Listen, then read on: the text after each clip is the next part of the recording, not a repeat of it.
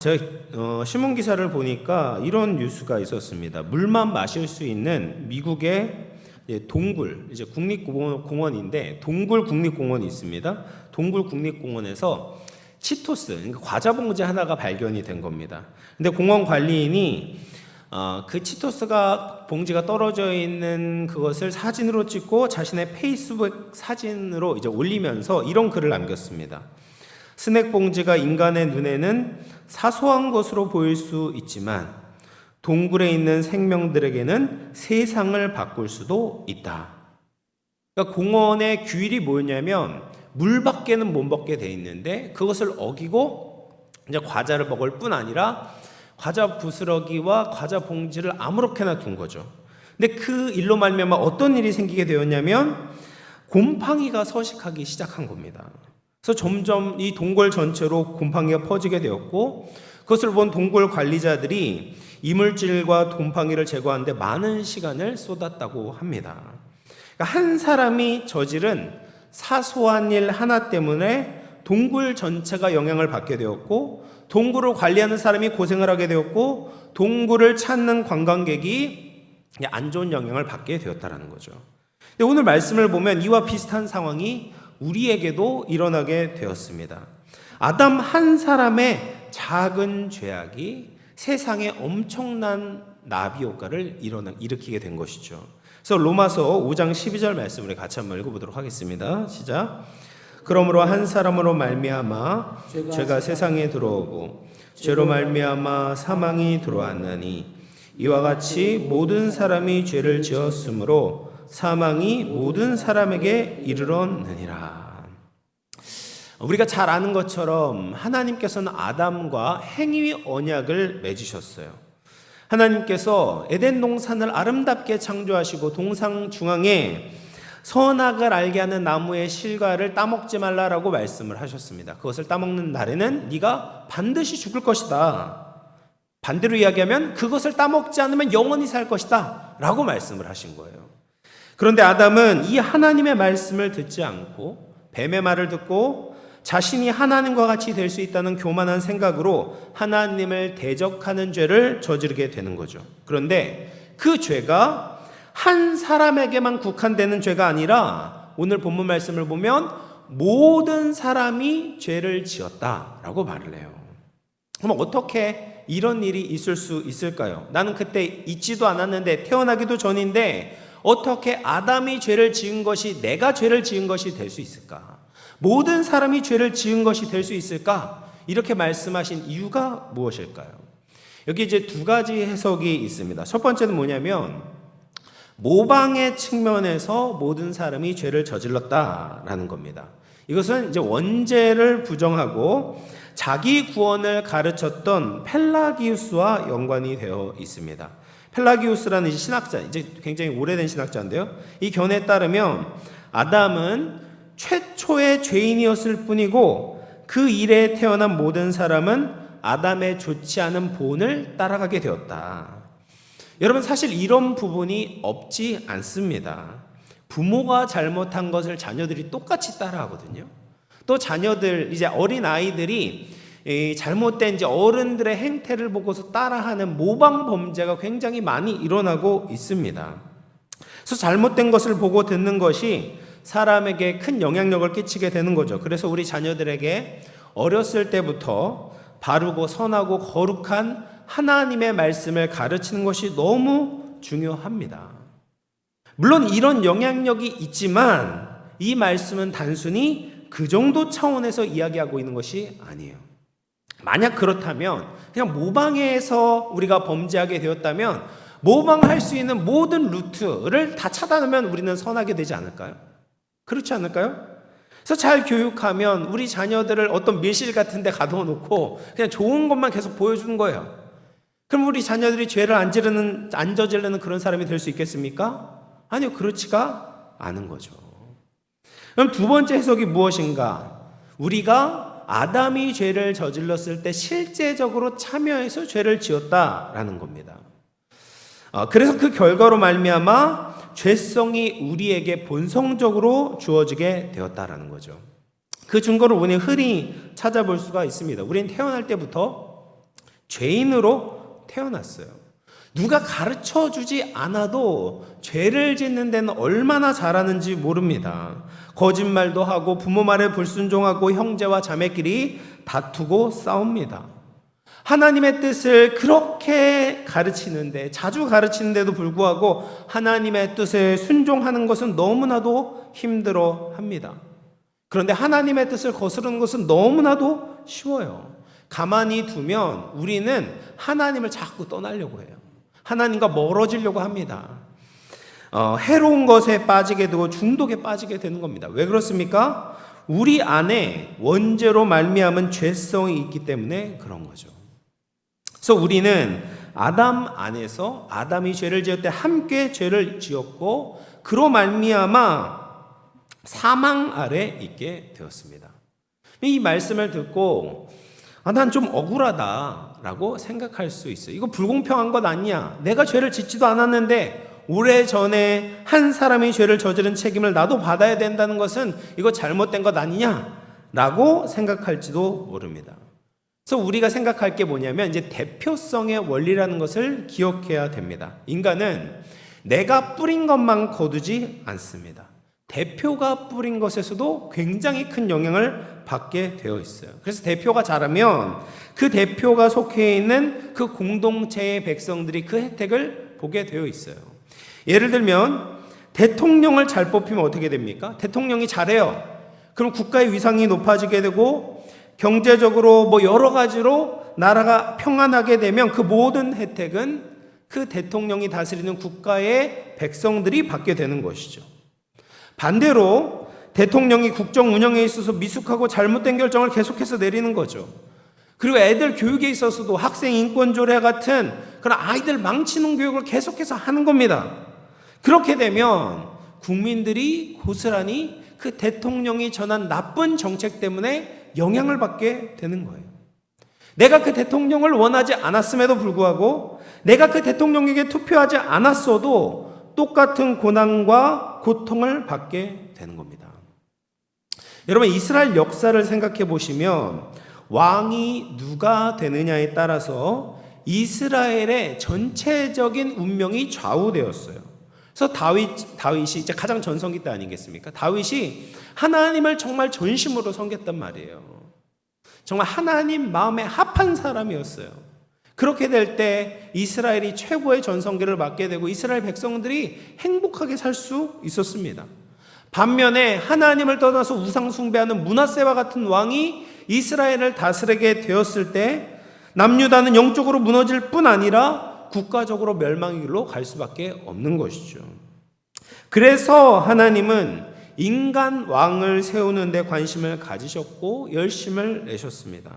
왜냐하면 나라의 운명은 왕에 의해 결정되기 때문입니다. 그런데 아담은 우리가 선택하지 않았지만 모든 인류의 대표로서 하나님께 범죄를 하게 되었던 거예요. 그래서 그 죄의 영향력을 모든 인류가 받게 된 겁니다. 그 결과 사망이 모든 사람에게 이르게 되었다라는 거예요. 만약에 그렇지 않다면, 이것이 사실이 아니라면 죽지 않는 사람이 있어야 합니다. 근데 이 세상에 태어난 모든 사람들은 다 죽게 되어 있어요. 왜냐하면 우리가 아담이 죄를 저질렀을 때 함께 죄를 지었고 그로 말미암아 사망이 우리 모든 사람에게 이르렀기 때문입니다.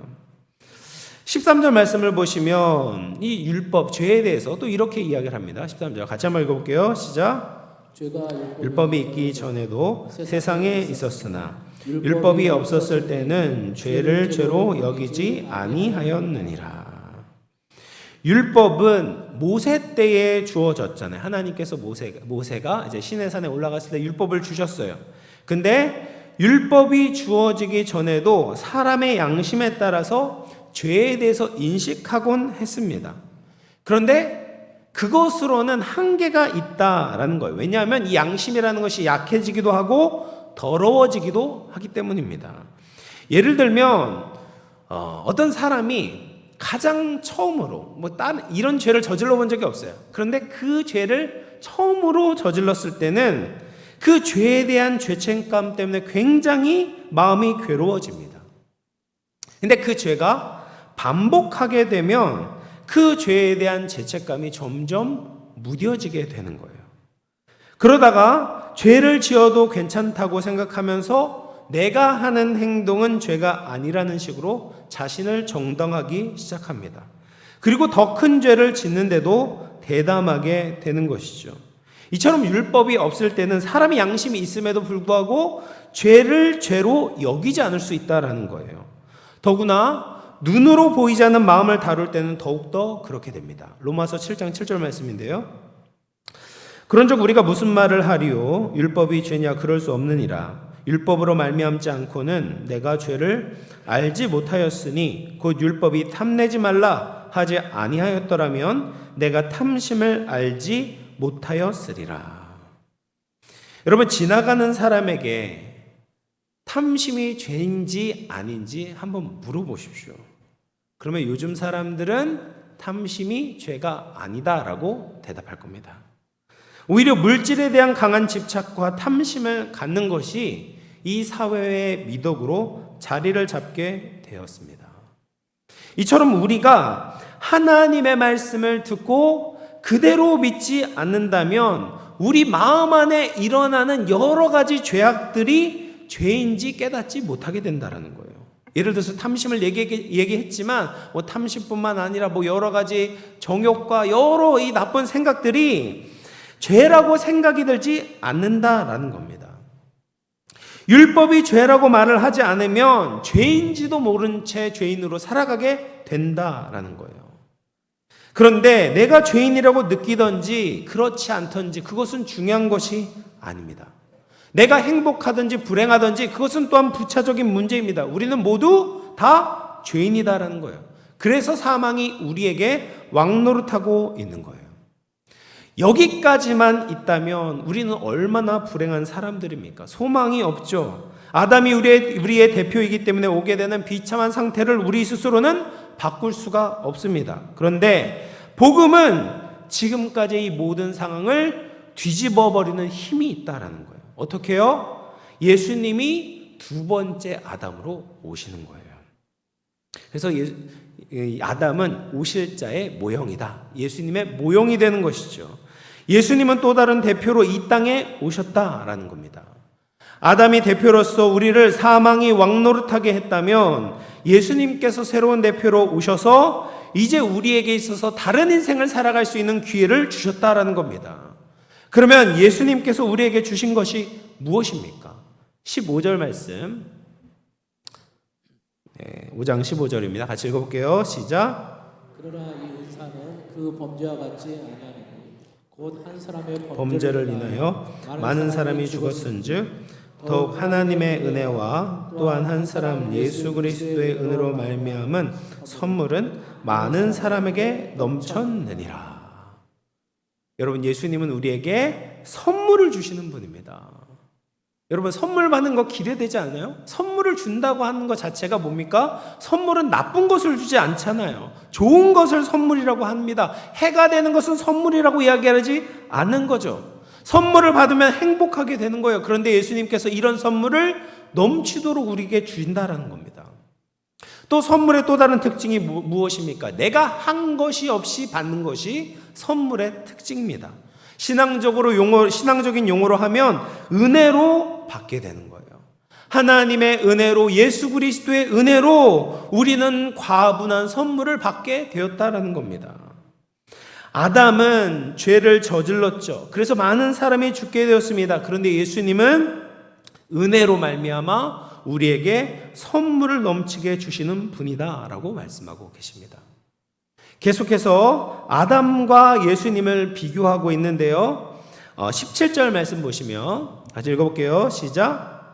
한 사람의 범죄로 말미암아 사망이 그 한 사람을 통하여 왕노릇하였은즉 더욱 은혜와 의의 선물을 넘치게 받는 자들은 한 번 예수 그리스도를 통하여 생명 안에서 왕노릇하리로다. 아담은 어떻게 했습니까? 그 한 사람 때문에 사망이 우리에게 왕노릇을 했어요. 누구도 사망에 속하지 않는 사람이 없었습니다. 왕의 말을 백성이 반드시 들어야 하는 것처럼 우리는 모두 사망의 말을 들을 수밖에 없었던 거죠. 그런데 예수님께서 우리에게 오셔서 은혜와 의의 선물을 받게 될 때는 우리가 더 이상 사망에게 종노릇하지 않게 되었다라는 거예요. 오히려 생명 안에서 우리가 왕노릇을 하게 된 것입니다. 더 이상 사망은 우리의 왕이 아닌 겁니다. 새로운 생명 안에서 이제는 하나님의 뜻을 행하는 왕이 되었다라는 거죠. 또 19절 말씀 보시면 제가 읽어볼게요. 시작.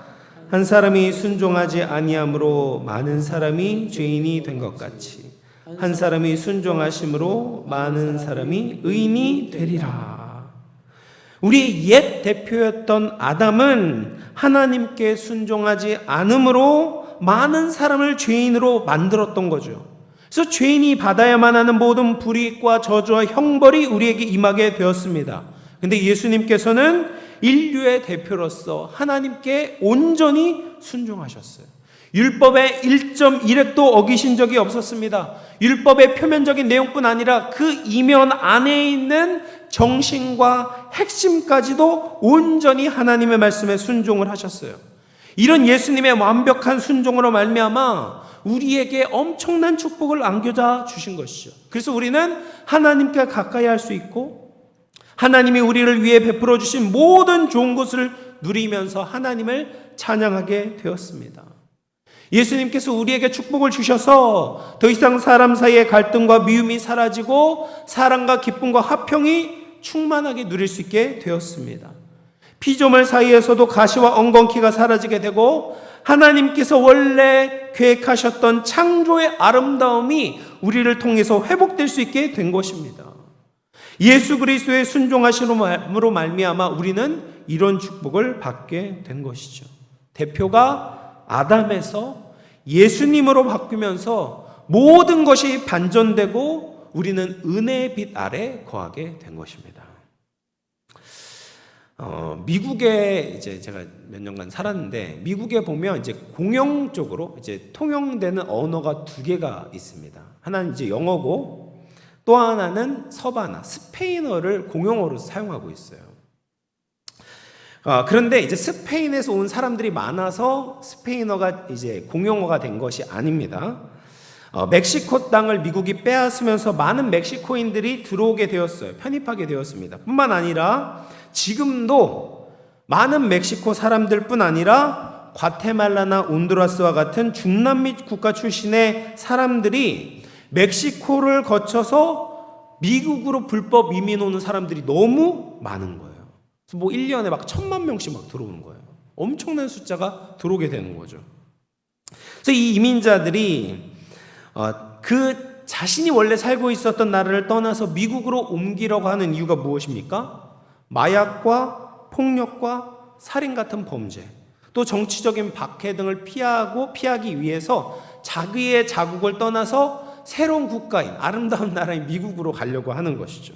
그런데 이런 이주민이 지나가는 길을 십자가의 길이라고 이야기를 하고 그런 이주민들을 십자가의 길 이주민이라고 부릅니다. 참 이상하잖아요. 십자가의 길 이주민. 근데 잘 생각해 보면 이해가 돼요. 왜냐하면 그 불법 이주민들이 십자가와 같이 여러 역경이 있고 고난이 있지만 목숨을 걸고 장벽을 넘어서 미국에 들어갈 수만 있다면 그들에게 새로운 생명과 축복과 안전이 주어지기 때문에 십자가의 길 이주민이라고 부르게 되는 거죠. 근데 여러분, 우리는 이 십자가의 길 이주민과 같은 고생을 하지 않아도 되는 거죠. 우리는 십자가의 길을 직접 걸을 필요가 없습니다. 왜냐하면 예수님께서 우리를 대신해서 걸어주셨기 때문에 그렇습니다. 예수님이 이미 지나가셨던 그 십자가를 통해서 우리에게 주어진 축복을 받기만 하면 되는 거예요.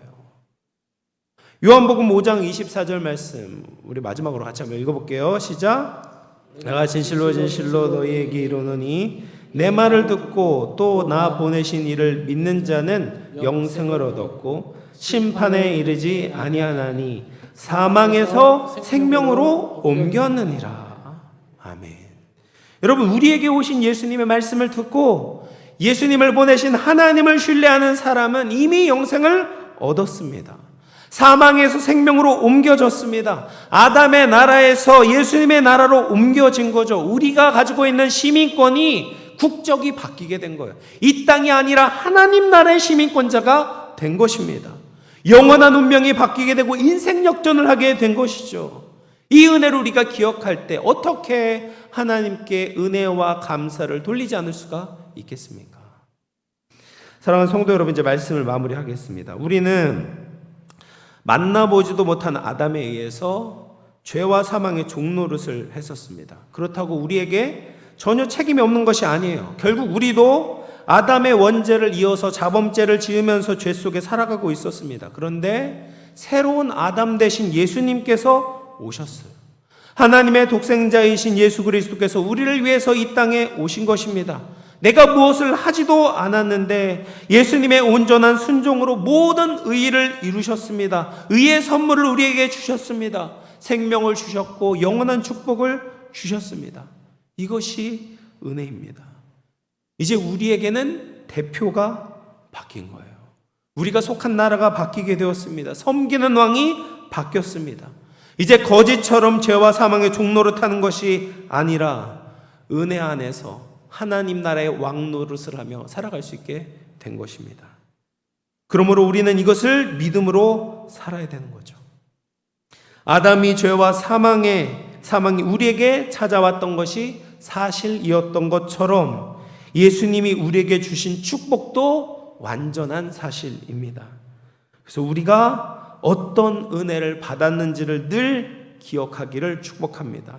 그리고 그 은혜를 믿음으로 말미암아 늘 감사하고 은혜 받은 자답게 천국 백성답게 살아갈 수 있는 저와 여러분 될 수 있기를 주님의 이름으로 축원을 드리겠습니다.